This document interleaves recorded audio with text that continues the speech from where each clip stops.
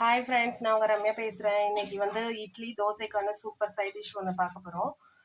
First வானலில் எண்ணெய் ஊற்றி கடுகு போட்டுக்குங்க. அப்புறம் சின்ன சின்ன ரெண்டு பூண்டு நல்லா தட்டி போட்டுக்குங்க. அப்புறம் கொஞ்சம் சின்ன சின்னதாக வெங்காயம், அதுக்கப்புறமேட்டுக்கு தக்காளி. இது வந்து தக்காளி குழம்பு தான் ஃப்ரெண்ட்ஸ். இந்த மாதிரி ட்ரை பண்ணி பாருங்கள். ரொம்பவுமே டேஸ்ட்டாக இருக்கும் இட்லி தோசைக்கு. நல்லா வதக்கிடுங்க. கொஞ்சம் மஞ்சத்தூள், காரத்தூள் எல்லாமே நான் ஆக்சுவலாக போட்டுட்டேன். இதெல்லாம் வீடியோ எடுக்க மறந்துட்டேன். ஸோ அதனால் இந்த இது மட்டும் ஸ்டெப்ஸு மட்டும் சொல்லலாம் அப்படின்ட்டு. இந்த தக்காளி குழம்பு இந்த மாதிரி நீங்கள் இட்லி தோசை செஞ்சு பாருங்கள், நல்லாயிருக்கும்.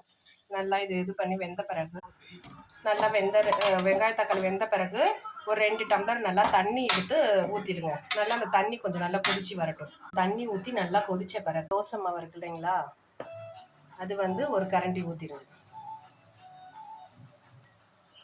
கரண்டி ஊற்றிட்டு நல்லா கொஞ்சம் கிண்டி விடுங்க. கொஞ்சம் திக்கனிங் வரும், நல்லா டேஸ்ட்டாக இருக்கும் ஃப்ரெண்ட்ஸ். ஊற்றிட்டிங்கன்னா கொஞ்சம் திக்கனஸ் ஆகிடும்.